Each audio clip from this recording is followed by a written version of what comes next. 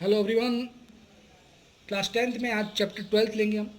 मानव संसाधन। मानव संसाधन मनुष्य स्वयं एक साधन होता है। हम सब जानते हैं कि मनुष्य प्राकृतिक संसाधनों का उपयोग करता है। पर्यावरण में उपलब्ध सभी वस्तुओं की आवश्यकता होती है और जो आवश्यकता होती है उसे ही संसाधन कहा जाता है। मानव अपनी बुद्धि और प्रौद्योगिकी से अपनी उन वस्तुओं को मूल्यवान बनाता है जो वो पा सकता है, जिनका वो उपयोग कर सकता है, वह कहलाते हैं मानव संसाधन। शुरुआत करते हैं मानव संसाधन। मनुष्य स्वयं एक साधन है। मनुष्य संसाधन उनकी संख्या व शारीरिक तथा मानसिक शक्ति बनाती हैं। अब किस तरीके से विकास करते हैं? मनुष्य में शारीरिक और मानसिक शक्ति का विकास शिक्षा के द्वारा होता है, तकनीक के द्वारा होता है, स्वास्थ्य के द्वारा होता है, कौशल के द्वारा होता है। इनकी सहायता से मनुष्य कई नई नई वस्तुओं का निर्माण करता है और इन्हीं वस्तुओं के निर्माण से वह अपने जीवन को सुयोग्य बनाता है, जीवन को सरल बनाता है।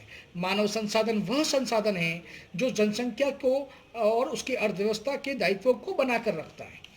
मानव जनसंख्या जब शिक्षा प्राप्त करता है, वो प्रशिक्षण लेता है, चिकित्सा उसके पास होती है और उसमें सेवाओं का निवेश होता है, जब जाकर ये संसाधनों का सही प्रयोग होता है।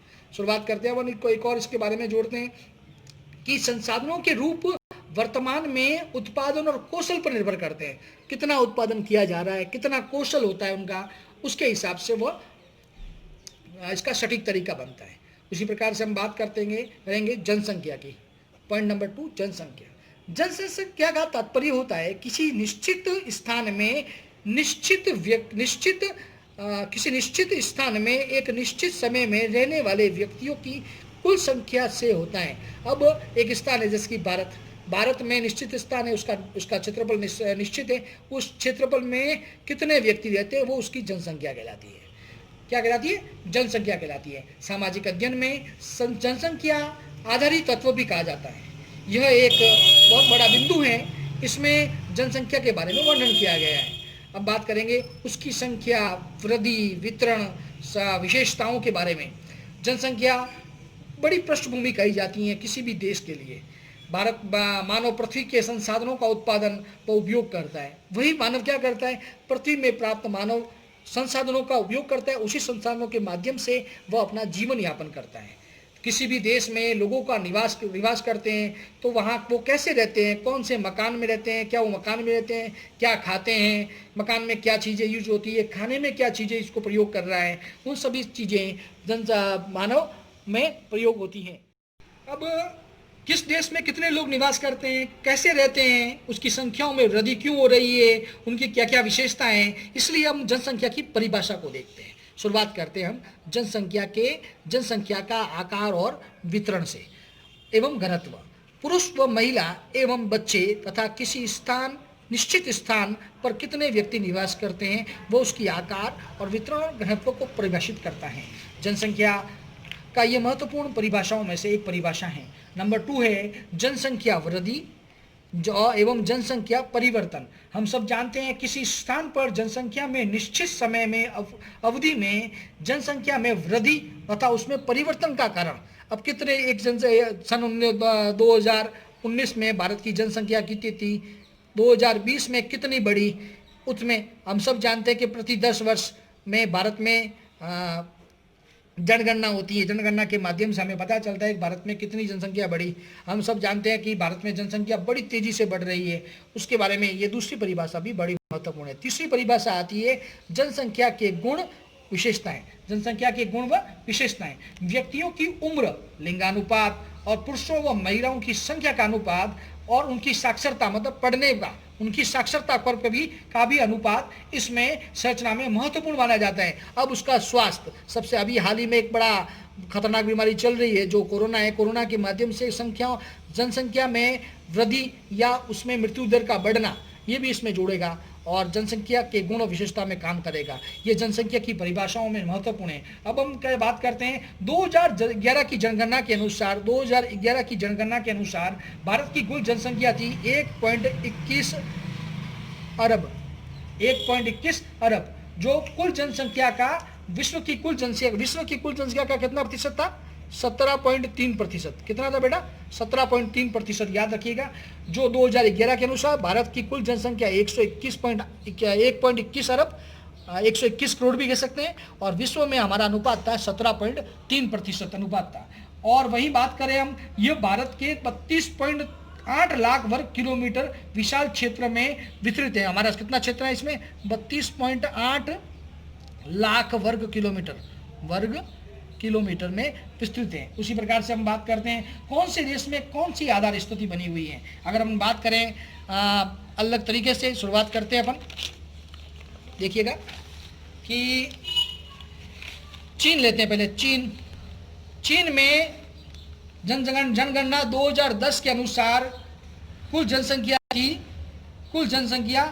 134 करोड़, 1 अरब 34 करोड़, और इनकी वृद्धि है प्रति 10 वर्ष वृद्धि है 5.43%। वहीं हम बात करते हैं भारत की। भारत में जनगणना 2011 और भारत की जनसंख्या 1.21 अरब, और हमारी जो वृद्धि है बड़ी खतरनाक वृद्धि है 17.64%। ये देखना है हमें, बात यही है। चीन में जनसंख्या 1.34, लेकिन वहीं वृद्धि है 5.43, और भारत की जनसंख्या 2011 में 1.21 और वृद्धि है 17.64। तो काफ़ी अधिक वृद्धि है। इसके कारण से भारत में जनसंख्या का क्या कहते हैं विस्फोट बहुत बड़ा बढ़ रहा है। वहीं हम अमेरिका की बात करते हैं, USA अमेरिका की बात करते हैं। जनगणना 2010 में हुई वहाँ, और उनके अनुसार उनकी जनसंख्या है 30.87 करोड़, 30.87 करोड़। वृद्धि है इनकी 7.26%। वहीं बात करते हैं अपन इंडोनेशिया की। इंडोनेशिया भी जनसंख्या के हिसाब से बड़ा देश है। तो यहाँ 2010 में जनगणना हुई। जनगणना के माध्यम से यहाँ की जनसंख्या है 23.76 करोड़, तो इनकी वृद्धि है 15.05%। ये डिजिट याद रखिएगा। चीन में 2010 में जनगणना हुई जो 134 करोड़ लोग थे, वृद्धि थी 5.3। वहीं भारत में 121 करोड़, वृद्धि है 17.64%। और अपन इंडोनेशिया की बात की। अब एक देश की और बात करते हैं जिसका नाम है ब्राज़ील। क्या नाम है? ब्राज़ील। ये दक्षिण अमेरिका का महत्वपूर्ण देश है। ब्राज़ील में 2010 में जनगणना हुई।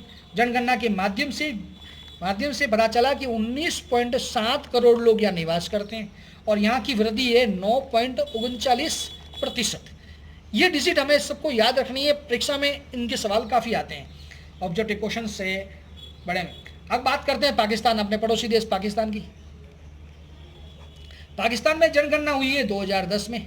मैं आपकी डिजिट इसमें कौन सी डेट में हुई ये भी मैं बता दूंगा आपको, लेकिन पहले अपन एक मोटे तौर पर मैं आपको सिर्फ सन बता रहा हूँ, इसके डेट भी बता देंगे कब कब हुई। पाकिस्तान में जनगणना हुई थी 1/7/2010 को, 1 जुलाई 2010 को। भारत में जनगणना हुई थी 1 मार्च 2011 को। लेकिन अब मैं बात कर रहा हूँ भारत पाकिस्तान की। 1/7/2010 को जनगणना हुई। पाकिस्तान की जनगणना के हिसाब से 18.48 करोड़ लोग यहाँ निवास करते हैं, लेकिन यहाँ बहुत बड़ा भारत से भी ज़्यादा जनसंख्या का घनत्व है। यहाँ 24.78% लोग वृद्धि कर रहे हैं। भारत से भी ज़्यादा यहाँ जनसंख्या वृद्धि हो रही है। अब हम बात करते हैं एक और ज़्यादा नाइजीरिया की करते हैं। नाइजीरिया भी एक महत्वपूर्ण देश है। यहाँ पे भी 2010 में जनगणना हुई। जनगणना के माध्यम से यहाँ 15.83 करोड़ लोग यहाँ निवास करते हैं, और यहाँ का घनत्व है 26.84। सबसे अधिक है ये, सबसे अधिक। और वहीं अपन एक मैं बात करता हूँ रूस की। अब एक रूस की, जहाँ पे अपन ने जनसंख्या वृद्धि देखी है, अब अपन को देखना है कि जनसंख्या कम कहाँ हो रही है। तो हम बात करते हैं रूस की। रूस में 2010 में जनगणना हुई। उस माध्यम से रूस में जनसंख्या थी 14.4 करोड़। लेकिन वहाँ रूस में 2010 में जनसंख्या थी 14.4%, और यहाँ वृद्धि दर बढ़ी नहीं है, घटी है। -4.29% घटी है। यहाँ पे विश्व का ये देश है जहाँ पर जनसंख्या घटी है। बाकी सभी देशों के अंदर हमने देखा है प्रतिशत बड़े ही हैं। भारत के अंदर 17% की वृद्धि हुई है, पाकिस्तान में 24, तो सबसे अधिक नाइजीरिया में हुई है 26% वृद्धि। तो कम हुआ है रूस में -4.29% कमी हुई है। अपन अगले में बात करें विश्व के क्षेत्रफल के हिसाब से बात करें तो कुछ पॉइंटेड है, जैसे कि अपन एक बनाते हैं, एक क्षेत्रफल के हिसाब से विश्व का क्षेत्रफल करते हैं अपन। 2011 की जनगणना के अनुसार भारत अपने देश में अधिक जनसंख्या वाला प्रदेश था।